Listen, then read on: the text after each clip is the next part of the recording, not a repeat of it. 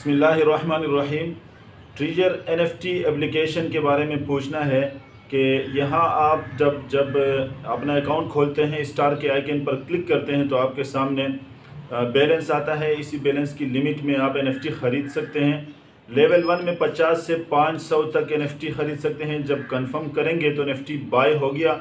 इसके बाद कलेक्ट के आइकन पर क्लिक करें। यहाँ आपको मालूम होगा कितना प्रॉफिट पे जा रहा है। इस जगह आप सेल करेंगे, यानी ऑर्डर को मुकम्मल करें तो NFT सेल हो जाएगा। रोज़ाना रिजर्वेशन 10 से 20 तक कर सकते हैं, यानी 10 दफ़ा बाई सेल कर सकते हैं।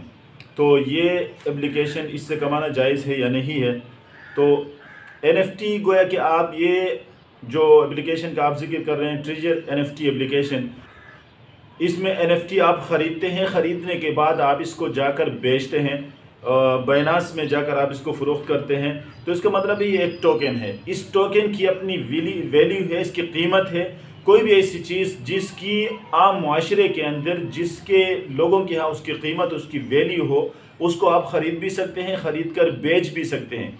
अगर यहाँ सिर्फ NFT ख़रीदना है और फिर उसकी कीमत आगे बढ़ने की सूरत में इसको आगे बेचना है, तो ये इस तरह है जैसे कि आप सोना ख़रीदते हैं और उसकी कीमत बढ़ने पर उसको आप बेचते हैं। बाकी ख़रीदने के बाद बेचना, ख़रीदने के बाद चीज़ को कब्ज़े में लाकर आप इसको आगे बेच सकते हैं।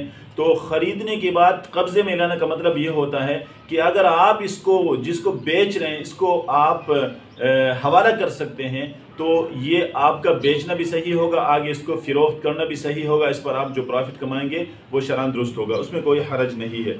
जिस तरह हमें करेंसी है, करेंसी को ख़रीदते हैं, उसको आगे बेचते हैं, उससे कमाते हैं, तो इसी तरह ये भी सही होगा।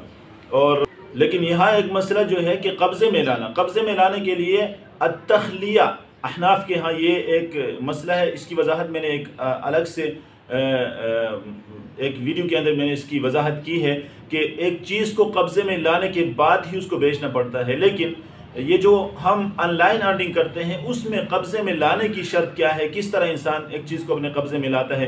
क्या फ़िज़िकल कब्ज़े में लाना शरअन ज़रूरी है या नहीं है? तो इसके बारे में मेरी अलग वीडियो मौजूद है, उसको आप देख सकते हैं। तो मेरी नज़र में यह है कि NFT के अंदर आप जो ये सवाल पूछ रहा है कि NFT आप बाय करते हैं, ख़रीदते हैं, ख़रीदने के बाद आगे फ़रोख्त करके उस पर कमाते हैं, मुनाफा कमाते हैं, तो ये शरअन दुरुस्त है, इसमें कोई हरज नहीं है।